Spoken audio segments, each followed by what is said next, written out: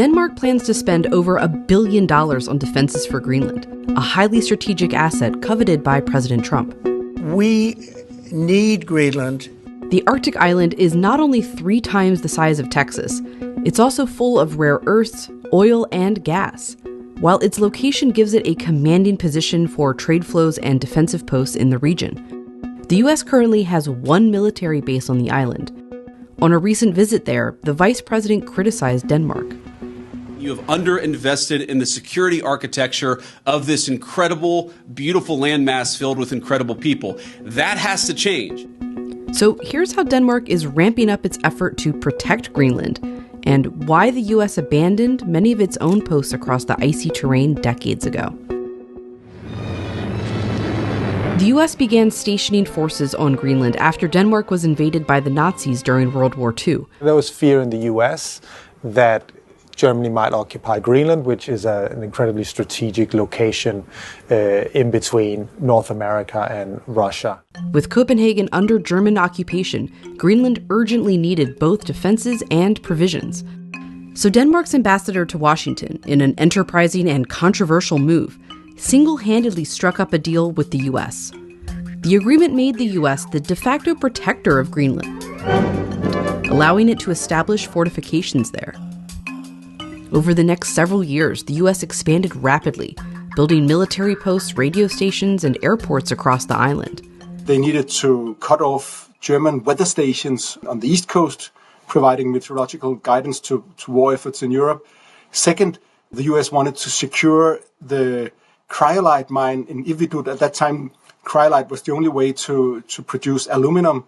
The U.S. obviously needed that for war efforts. Third, there was a need to be able to ferry aircraft from the U.S.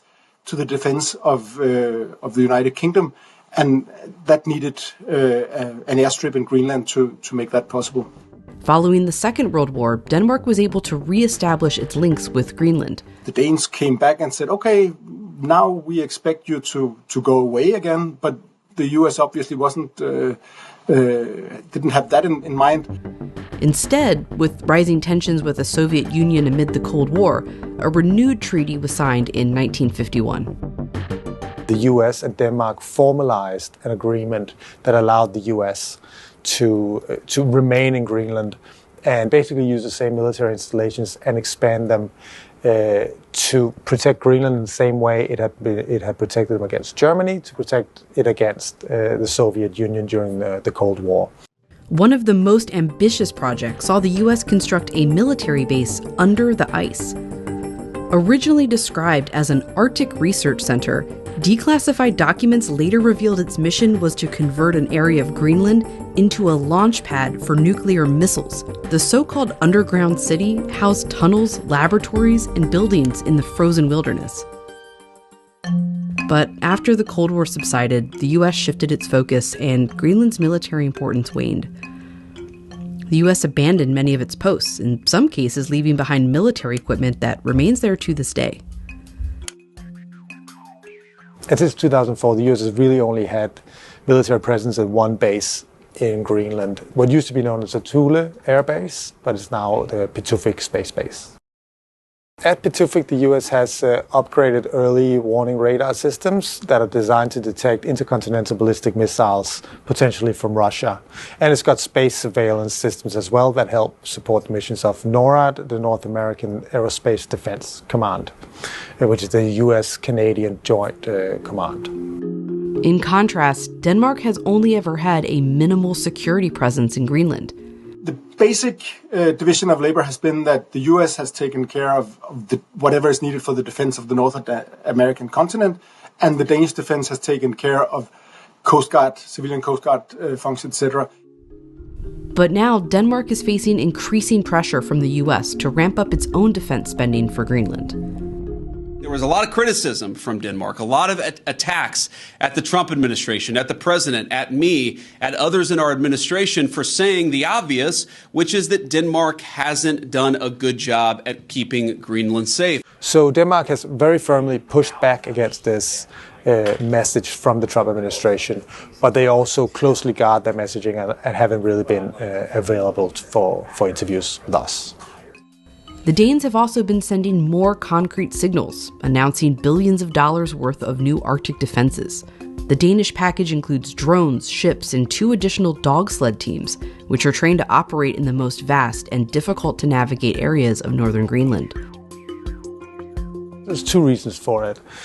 One, I think Denmark recognizes that now with the current global tensions and Russian aggression in Ukraine, it is necessary to both send a message to Russia, but also actually boost the defenses of Greenland in case the territory is subject to some kind of aggression. But then I think it's also a signal to the Trump administration and some kind of concession to Trump, who, as we know, has made it clear that he wants the US to control Greenland.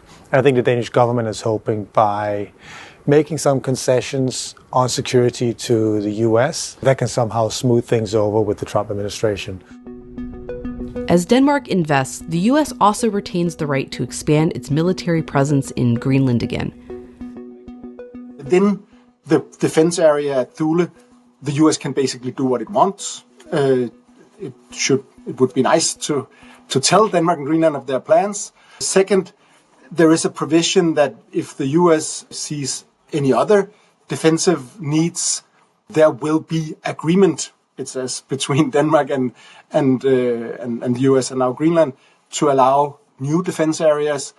And then, of course, in the event of a war, it's basically for the US to decide on their own what should be done.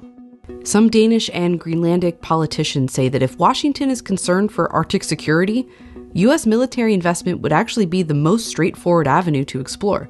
But currently the U.S. appears to be focused on pushing Denmark to spend instead.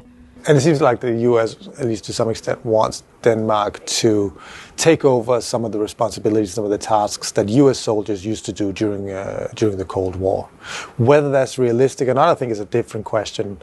Denmark at the moment is quite stretched militarily and financially, being very occupied in Ukraine and in the Baltic Sea. And Denmark has already announced a 70% increase in defense spending over the next 2 years. Some of that will go to Greenland, but a lot of that will also go to Ukraine. Overall, Greenland's vast size and harsh climate make it almost impossible to defend. And recent attention by global powers is leaving some locals feeling vulnerable. And J.D. Vance's visit and all the preparations for it was regarded by a lot of Greenlanders with some trepidation. Before the visit, 2 Hercules planes landed in Nuuk Airport. Armored vehicles drove from the plane. And some Greenlanders were worried that maybe this is the beginning of a peaceful invasion, they said outright, people that I spoke to. And I think even though temperatures might have dropped a little bit now, Greenlanders are concerned that they will now be the subject of geopolitical strife more than they already are. And they are worried that if the US wanted to take the island, they could go ahead and just do so because the Danish ability to defend it is limited.